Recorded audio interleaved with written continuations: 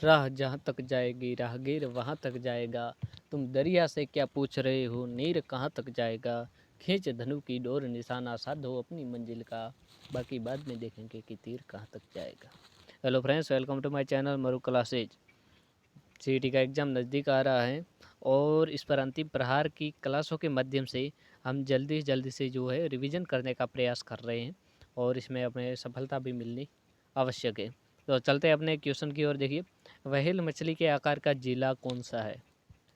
चित्तौड़गढ़, जालौर, उदयपुर या फिर भीलवाड़ा, बताइए। हाँ, तो इसमें आप एक बार कंफ्यूज हो सकते हैं कि जो व्हेल मछली के आकार का अपन देखते हैं कि किला, क्या किला या दुर्ग देखते हैं तो होता है ये चित्तौड़गढ़। ठीक है, व्हेल मछली के आकार का क्या देखते हैं अपन, किला। लेकिन जिला पूछा जाए तो कौन सा है, तो इसका सही उत्तर क्या हो जाता है, जालौर जो है ये व्हेल मछली के आकार का जिला है। ठीक है ना। अब भीलवाड़ा पूछा जाता है तो भीलवाड़ा कैसा है, आयताकार जिला है, आयताकार। ठीक है। और ये जो उदयपुर है, ये उदयपुर ऑस्ट्रेलिया के आकार का है। ऑस्ट्रेलिया जो एक कंट्री है उसके आकार का ये जिला कौन सा है, उदयपुर है। तो ये छोटे से क्वेश्चन बहुत ही भारी पड़ सकते हैं, इसलिए इसको ध्यान से समझकर पढ़ना है। अगला देखिए, निम्न में से एक से अधिक राज्यों से सीमा बनाने वाला जिला कौन सा है।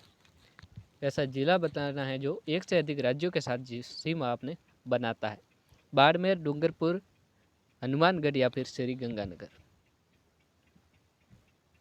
तो देखिए, बताइए आप कौन सा होगा। हाँ, तो पहले हम डूंगरपुर को तो साइड में ही कर देते हैं, क्योंकि ये तो किसी दो से सीमा नहीं बनाता है। बनाता है तो सिर्फ ये किससे बनाएगा, ओनली फॉर गुजरात से। उसके बाद ये जो बाड़मेर और श्री गंगानगर है, देखिए बाड़मेर है ये एक तो पाकिस्तान, ठीक है, और एक गुजरात।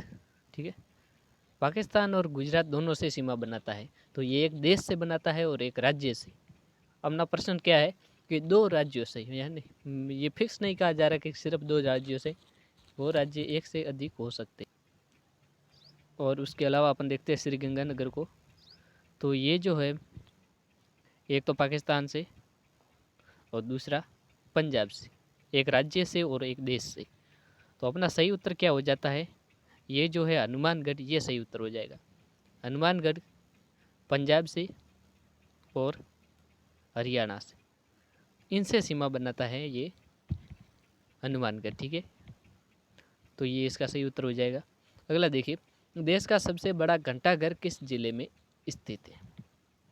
देश का सबसे बड़ा पूछा जा रहा है, क्या जयपुर में, धौलपुर में, जोधपुर में या फिर जैसलमेर में, बताइए। तो देखिए, इनके साथ साथ अपन प्रयास करते हैं कि 3 या 4 क्वेश्चन सॉल्व करें एक ही क्वेश्चन में, तो आपके लिए भी फ़ायदा होगा। ठीक है, तो देखिए जयपुर है, इस जयपुर में क्या है, सिटी पैलेस।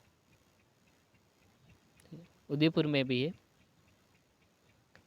यहाँ पर भी। इसके अलावा जो जयपुर में है वो जंतर मंतर है स्थित है।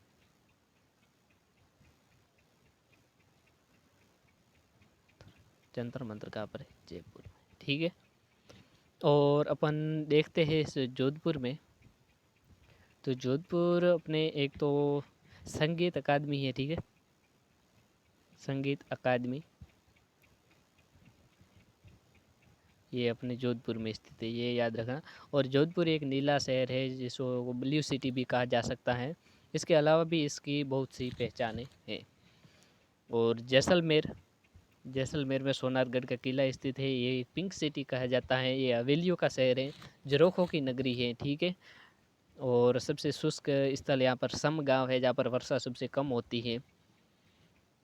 तो अपना इसका सही उत्तर कौन सा हो जाता है, धौलपुर सही उत्तर हो जाएगा। ठीक है, और धौलपुर में अपने सबसे बड़ा घंटाघर है जिसका नाम क्या है, निहाल टावर।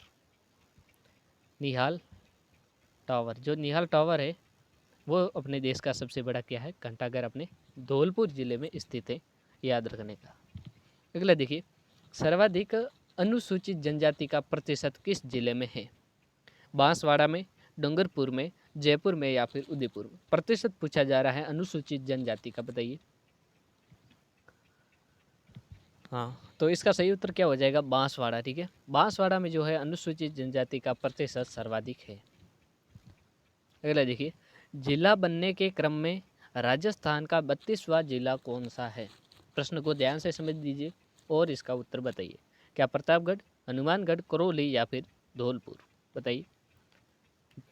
हाँ, ये तो आपको पता होगा कि जो 33वां जिला है वो कौन सा है? प्रतापगढ़ है। ठीक है, तो जो 27वां जिला था वो कौन सा था? अजमेर था। ठीक है, और सॉरी 26वां जिला कौन सा था? अजमेर था। और उसके बाद 27वां जो जिला बना वो कौन सा बोला? धौलपुर बन गया। धौलपुर 27वां जिला बना। उसके बाद 28, 29 और 30 की बात करें अपन, तो वो जिले कौन से थे? तो उसकी ट्रिक क्या थी कि उसकी ट्रिक थी BDR। क्या थी? BD और R, यानी 12, दौसा और राजसमंद। तो ये कौन सा हो गया? 27वां। 27 के बाद ये B12 हो गया 28, दौसा हो गया 29, राजसमंद हो गया 30। ठीक है, 30। 30 के बाद जो 31वां जिला था वो कौन सा था? हनुमानगढ़। और 32वां जिला कौन सा हो जाएगा? करौली। इस प्रकार से क्वेश्चन पूछा जाता है, इसलिए पूरी की पूरी जानकारी रखें। कौन सा हो जाएगा सही? करौली। ठीक है, अगला देखिए, राजस्थान में अरावली पर्वतमाला की लंबाई कितनी है?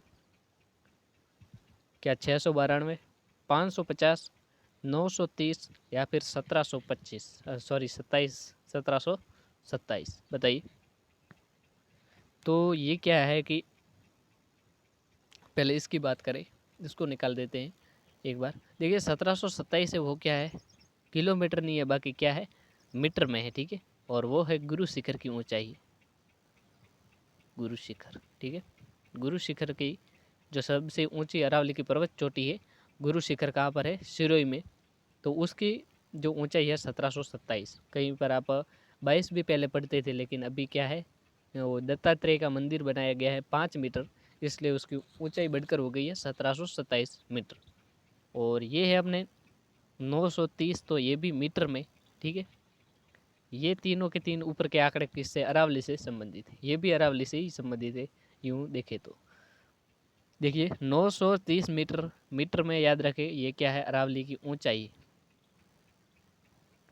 अरावली की ऊंचाई।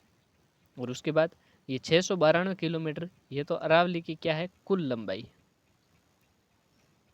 कुल लंबाई। ठीक है, अरावली की कुल लंबाई है अपने 692, और ये 650 है अपने राजस्थान में। तो इसका सही उत्तर हो जाएगा, सॉरी 550 है अपने राजस्थान में, तो 550 इसका सही उत्तर हो जाएगा। ठीक है, अगला देखिए, निम्न में से किस जिले में काली मिट्टी नहीं पाई जाती? बताइए। क्या कोटा में, बारा में, झालावाड़ में या फिर प्रतापगढ़? तो काली मिट्टी कहाँ पर पाई जाती है? हाड़ौती में। तो हाड़ौती में कौन से जिले आएंगे? झालावाड़, कोटा और बारा। और ये प्रतापगढ़ नहीं आएगा, ये कहाँ पर आएगा? अपने दक्षिण के क्षेत्र में। तो यहाँ पर कैसी मिट्टी पाई जाएगी? लाल मिट्टी। ठीक है, अपने प्रतापगढ़, डूंगरपुर, बांसवाड़ा की बात की जाए तो। और चित्तौड़गढ़ देखिए, चित्तौड़गढ़ इन दोनों के मध्य आता है, लाल और काली के मध्य। ओके, अगला देखिए, भारतीय मौसम विभाग की वेधशाला कहाँ पर स्थित है?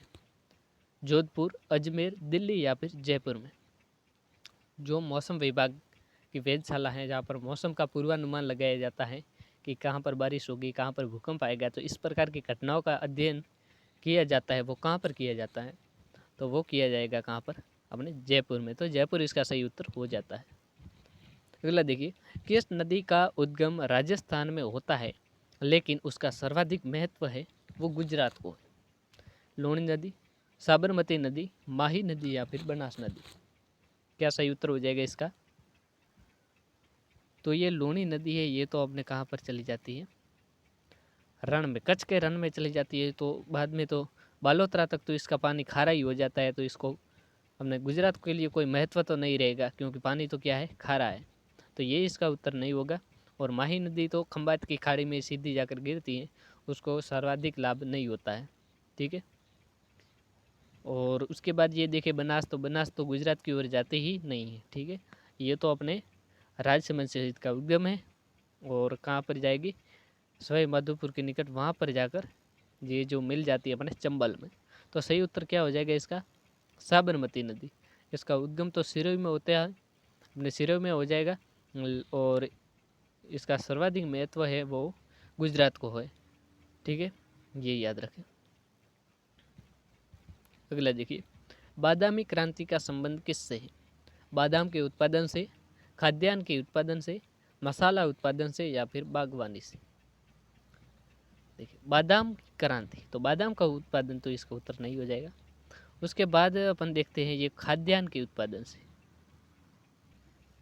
तो इससे संबंधित कौन सी क्रांति थी, तो इससे संबंधित क्रांति थी अपनी हरित क्रांति। हरित क्रांति आई थी, वो संबंधित थी इससे खाद्यान्न के उत्पादन से, और बागवानी से संबंधित थी सुनहरी क्रांति। तो देखिए कितने सारे जो क्वेश्चन सॉल्व हो रहे हैं एक ही क्वेश्चन में। वीडियो पसंद आ रहा है तो लाइक करें और अपने दोस्तों के साथ शेयर भी करें। पहली बार इस चैनल पर आया है तो सब्सक्राइब भी कर ले। तो इसका सही उत्तर क्या हो जाएगा, मसाला उत्पादन, ये इसका सही उत्तर हो जाएगा। अगला देखिए, खेसला कहाँ का प्रसिद्ध है? ये अब किस में आ गए हैं, कला और संस्कृति में आ गए हैं।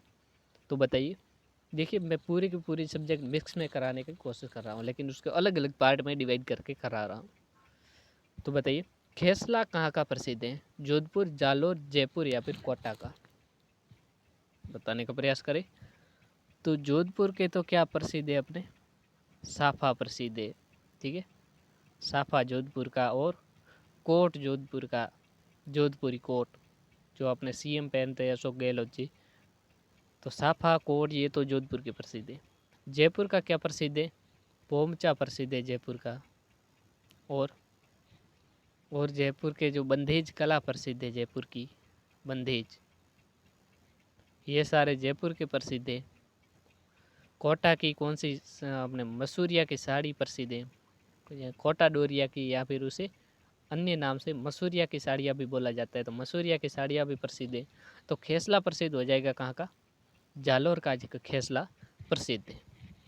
अगला देखिए, मेमंद नामक आभूषण कहाँ पहना जाता है? मेमंद, सिर, कान, पैर, या फिर गला? बताने का प्रयास करें। कान में तो क्या होगा, अगर पत्र के रूप में कोई भी पूछा जाता है, जैसे पीपल पान, पीपल पत्र, ठीक है, जैसे पीपल पान हो गया, पीपल पत्र होता है, ठीक है, पीपल पत्र, या फिर झेला हो गया। इस प्रकार के आभूषण अपने कान में पहने जाएंगे। और उसके बाद गला में तो क्या हो जाएगा, एक मादलिया जैसे आता है, ठीक है, मादलिया हो गया। और ये इस प्रकार के जो आते हैं वो हंसला, ये गले में आ जाएंगे। और पैर में तो क्या आएगा अपने, आंवला। ये जो डिफिकल्ट है वो बता रहा हूँ, वो याद रखे। आंवला हो गया, उसके बाद तोड़ा, ठीक है, तोड़ा। तो इस प्रकार के आभूषण कहाँ हैं, पैर के लिए हैं। और मेमंद अपना सही होता है, इसका हो जाएगा सिर में पहना जाता है, कौन सा, मेमंद। अगला देखिए, नाथद्वारा चित्रशैली का स्वर्ण काल किस शासक का शासन काल माना जाता है? बताइए। नाथद्वारा शैली का स्वर्ण काल, दो काल होते हैं, एक तो प्रारंभिक काल और एक स्वर्ण काल। तो आपको क्या बताना है, स्वर्ण काल बताइए। क्या अमर सिंह प्रथम, राज सिंह, महाराणा प्रताप, या फिर जगत सिंह प्रथम? देखिए, जगत सिंह प्रथम के समय तो मेवाड़ की चित्रकला का प्रारंभ हुआ था, ठीक है। और उनके समय जो एक उन्होंने क्या बनाई थी, चितेरों की ओवरी बनाई थी, चितेरों की ओवरी, जिसको तस्वीर और कारखानों भी बोला जाता है। तो उसका निर्माण अपने जगत सिंह ने करवाया था। और महाराणा प्रताप के समय तो चावंड शैली का उद्गम हुआ, यानी प्रारंभ हुई थी चावंड शैली। तो इसका सही उत्तर क्या होता है, राज सिंह के समय अपने नाथद्वारा शैली का स्वर्ण काल माना जाता है। राज सिंह, जिन्होंने राजसमंद झील बनाई, राज प्रशस्ति लिखवाई, 25 काले संगमरमर के पत्थरों पर लिखी हुई है, जो विश्व की सबसे बड़ी प्रशस्ति मानी जाती है। अगला देखिए, राजस्थान का कालिदास किसे कहा जाता है? बहुत ही इम्पोर्टेंट क्वेश्चन है। बताइए, क्या मुंशी देवी प्रसाद, कवि माघ, सूर्यमल मिश्रण या फिर मोहनोत नैणसी? देखिए, सूर्यमल मिश्रण नहीं है, इसका सही नाम जो क्या है, सूर्यमल मिश्रण ही है। तो ये ध्यान रखें। बताइए, ये सूर्यमल मिश्रण ये अपने राजस्थान की क्या है, राज्य कवि। ठीक है। और उसके बाद मोहम्मद नैंसी पर चर्चा करें तो इनको राजस्थान का क्या कहा जाता है, अबुल अबुल फजल। ठीक है, अबुल फजल, अबुल फजल इन्हें कहा जाता है, मोहम्मद नैंसी को। तो सही उत्तर क्या हो जाएगा, कवि माघ। कवि माघ को राजस्थान का कालिदास कहा जाता है। ये कवि माघ कहाँ के थे, अपने भीनमाल जालौर से बिलोंग करते थे, जो एक महाकवि रहे अपने राजस्थान के। अगला देखिए, नाइयों की कुल देवी कौन सी माता है? बताइए, नाइयों की कुल देवी त्रिपुरा सुंदरी, नारायणी माता, आशापुरा माता या फिर केवर माता? बताइए, ये आशापुरा जो माता है ये चौहानों की कुल देवी रही है। ठीक है, आशापुरा माता चौहानों की कुल देवी रही, जालौर के चौहान यहाँ की कुल देवी। तो इसका सही उत्तर क्या हो जाएगा, नारायणी माता। ये जो नारायणी माता है ये नाइयों की कुल देवी मानी जाती है।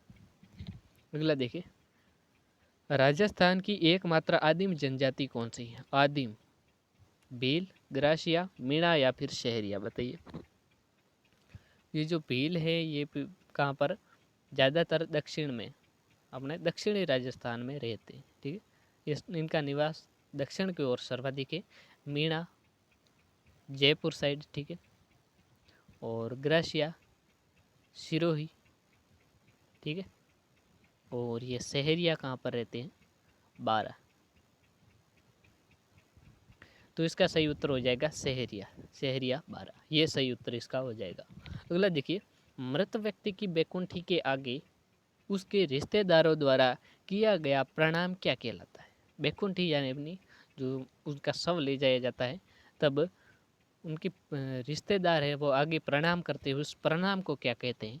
दंडोत, दंडोत या फिर आघेटा या फिर बखेर या फिर लापा? बताइए क्या कहते हैं। देखिए, ये बाग आघेटा क्या होता है कि जब सब उसकी बैकुंठी को ले जा रहे होते हैं, ठीक है, घर से आगे थोड़े बहुत चलने के बाद उसकी जो दिशा होती है उस दिशा में परिवर्तन कर देते हैं, दिशा परिवर्तित कर देते हैं, तो उसे कहते हैं आघेटा। और बखेर क्या होती है, जब शव को ले जाया जाता है तो उसके पीछे कौड़ियाँ, ये रीति रिवाज है, ठीक है, कौड़ियाँ या फिर पैसे उछाले जाते हैं, तो उन्हें क्या कहेंगे, बखेर कहेंगे, बखेर या फिर उसको अन्य नाम से उछाल कहेंगे। ठीक है, उछालना या फिर बखेरना एक प्रकार से। और लापा, लापा या मतलब शव को अग्नि देना, तो लापा ही है। तो सही उत्तर क्या हो जाएगा, दंडवत प्रणाम। यानी कभी एक बार बोल भी लेते हैं कि दंडवत प्रणाम, तो दंडवत, दंडवत यानी प्रणाम किया जाता है, वो दंडवत कहलाएगा। अगला देखिए, उदयपुर का मुकुटमणि किस दुर्ग को कहा जाता है? उदयपुर का मुकुटमणि चित्तौड़ दुर्ग को, कुंभलगढ़ दुर्ग को, कटारगढ़ दुर्ग को या फिर सज्जनगढ़? इसमें बहुत अच्छे अच्छे ऑप्शन भी आए हैं, तो आप बताने का प्रयास करें कौन सा सही हो जाएगा। देखिए, चित्तौड़ दुर्ग पर बात करते हैं, इसको अपने राजस्थान का क्या कहा जाता है? बताइए, गौरव कहा जाता है। ठीक है, राजस्थान का गौरव इस दुर्ग को, चित्तौड़ दुर्ग को कहा जाता है। कुंभलगढ़ की बात करें तो इसको मेवाड़ मारवाड़ का क्या सीमावर्ती एक प्रकार का सीमावर्ती दुर्ग कहा जाता है। ठीक हो, इसको मेवाड़ मारवाड़ आप सुन ही लीजिए, मेवाड़ मारवाड़ का सीमावर्ती दुर्ग कहा जाता है। और इसे मेवाड़ की संकटकालीन राजधानी भी कहा जाता है, कुंभलगढ़ को। बात करते हैं कटारगढ़ की, तो कटारगढ़ को मेवाड़ की आंख कहा जाता है, आंख। कुंभलगढ़ में ही ये कटारगढ़ है, लेकिन मेवाड़ की आंख पूछा जाता है तो कटारगढ़ को मेवाड़ के आँख कहा जाता है। यहीं पर अपने महाराणा प्रताप का क्या हुआ था, जन्म हुआ था, बादल महल में। तो सही उत्तर इसका क्या हो जाएगा, सज्जनगढ़ दुर्ग है। इसको उदयपुर का मुकुटमणि कहा जाता है। ओके, अगला देखिए, सैयद बादशाह की दरगाह कहाँ स्थित है? सैयद बादशाह, क्या टोंक में, सिरोही में, अजमेर में या फिर चित्तौड़ में? बताने का प्रयास करें। अजमेर में तो क्या है, ख्वाजा मोइनुद्दीन चिश्ती की क्या है, दरगाह है। ख्वाजा मोइनुद्दीन चिश्ती की दरगाह हमने है अजमेर में। और टोंक क्या है, ये नवाबों की नगरी है। नवाबों की क्या है, नगरी।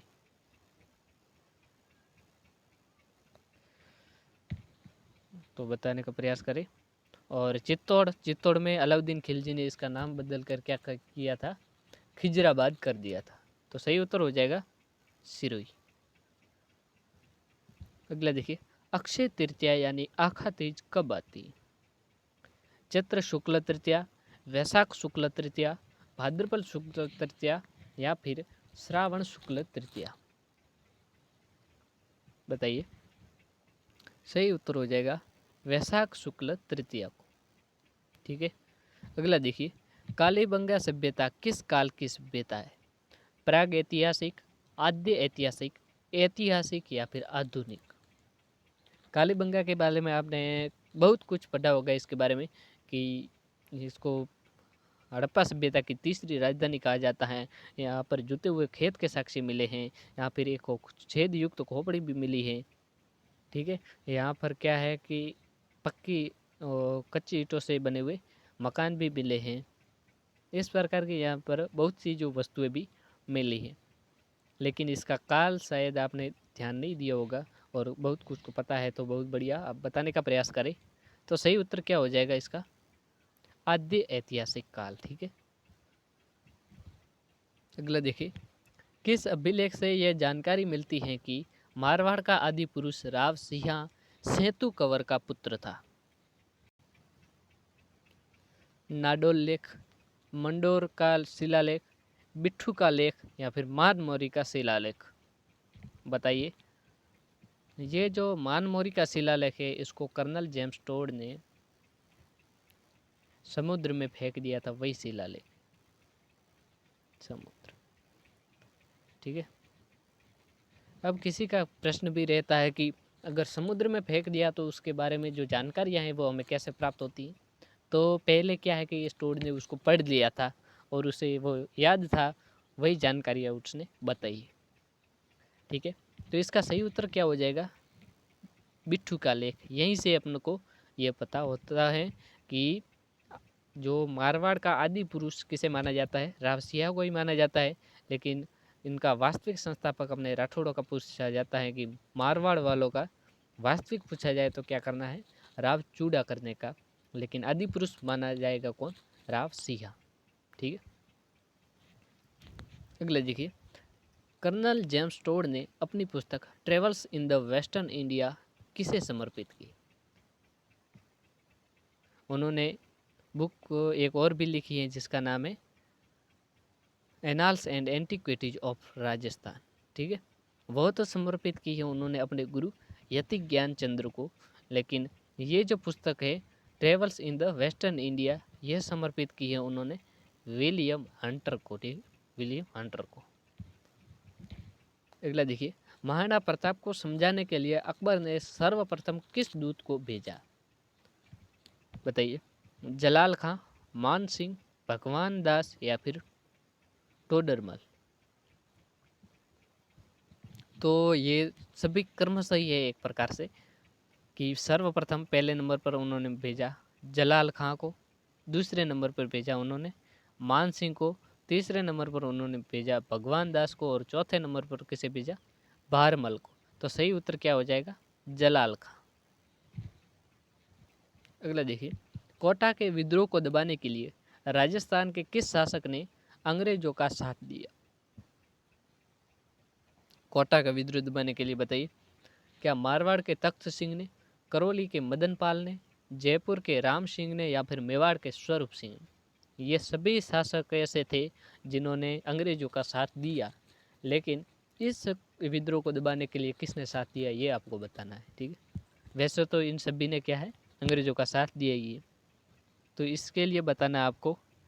ये करौली का जो मदन पाल है इसने साथ दिया था। ठीक है, और इसी ने ही विद्रोह दबाया था। और कोटा का विद्रोह एक प्रकार से जनता का विद्रोह कहलाता है। 6 महीने के लिए जनता ने क्या किया था, यहाँ के राजा को यहाँ से निरस्त कर दिया था और उन्होंने विद्रोह कर दिया था। और मेजर बर्टन, जो बर्टन था, बर्टन का गला काट, बर्टन का कर्टन किया, क्या क्या, बर्टन का कर्टन किया, यानी बर्टन के गले को काट दिया था इन्होंने। अगला देखिए, किस अधिनियम के तहत राज्य प्रमुख के पद को समाप्त करके राज्यपाल का पद का गठन किया गया। अब अपन आ गए हैं राजनीति में, तो बताइए, राज्य प्रमुख का पद को समाप्त किया गया और राज्यपाल के पद का गठन किया गया, तो ये आपको बताना है किस अधिनियम के तहत किया गया। अधिनियम 1950, अधिनियम 1953, अधिनियम 1956 या फिर अधिनियम 1962। बताने का प्रयास करें, क्या हो जाएगा इसका सही उत्तर, अधिनियम 1956 के तहत। ठीक है, अगला देखिए, किस अनुच्छेद के तहत मुख्यमंत्री की नियुक्ति होती है। बहुत मोस्ट प्रश्न आया आपके सामने, बताइए ये क्या है। अगर इसको देखें अपन 153 अनुच्छेद 153 में, तो इसमें तो ये बताया गया कि राजस्थान में मतलब किसी भी राज्य का एक राज्यपाल होगा। ठीक है, राज्यपाल के होने का बताया गया है कि राज्यपाल एक बनेगा। इसके अलावा 155 के तहत तो राज्यपाल को क्या है, नियुक्ति की जाएगी, किसकी, राज्यपाल की। ठीक है, इन्हीं राज्यपाल की। और 164 के तहत मुख्यमंत्री की क्या होती है, नियुक्ति होती है। तो यही अपना उत्तर सही होगा, मुख्यमंत्री की नियुक्ति। और 67 के तहत क्या होता है कि मुख्यमंत्री है जो अपने कर्तव्य का पालन करेगा। और कर्तव्य का पालन उसका क्या होता है कि कोई भी घटना होती है, कोई भी जानकारी होती है, उसकी सूचना उसे लाकर राज्यपाल को देनी होती है। तो ये उसको अनुच्छेद 167 के तहत करना होता है। तो सही उत्तर अपना कौन सा हो जाएगा, अनुच्छेद 164। उम्मीद है कि आपको आसानी से समझ में आ रहा होगा। अगला देखिए, विधानसभा का सदस्य बनने के लिए न्यूनतम कितनी आयु होना आवश्यक है। 25 वर्ष, 30 वर्ष, 35 वर्ष या फिर 45 वर्ष। बताइए, तो इसका सही उत्तर क्या हो जाएगा, 25 वर्ष होना आवश्यक है, न्यूनतम से न्यूनतम 25 वर्ष। अगला देखिए, वर्तमान में भारत के उच्च न्यायालयों की संख्या कितनी है। उच्च न्यायालय जो हैं उनकी संख्या कितनी है अपने भारत में, 20, 22, 25 या फिर 28। सही उत्तर क्या हो जाएगा अपने, 25। 28 तो क्या है, राज्य है, ये तो सामान्य सी बात है। अगला देखिए, जिले की भू राजस्व व्यवस्था की जिले की भू राजस्व व्यवस्था का सबसे छोटा अधिकारी कौन होता है। तहसीलदार, पटवारी, गिरदावर या फिर उपखंड अधिकारी। बताइए, ये बहुत ही अच्छा सा प्रश्न है और ऐसा प्रश्न परीक्षा में आने की पूर्णतः संभावना है। तो इसका सही उत्तर क्या हो जाएगा, पटवारी। ठीक है, और इसी के साथ अपने क्लास यही समाप्त होती है। उम्मीद है कि आपको ये वीडियो बहुत पसंद आया होगा।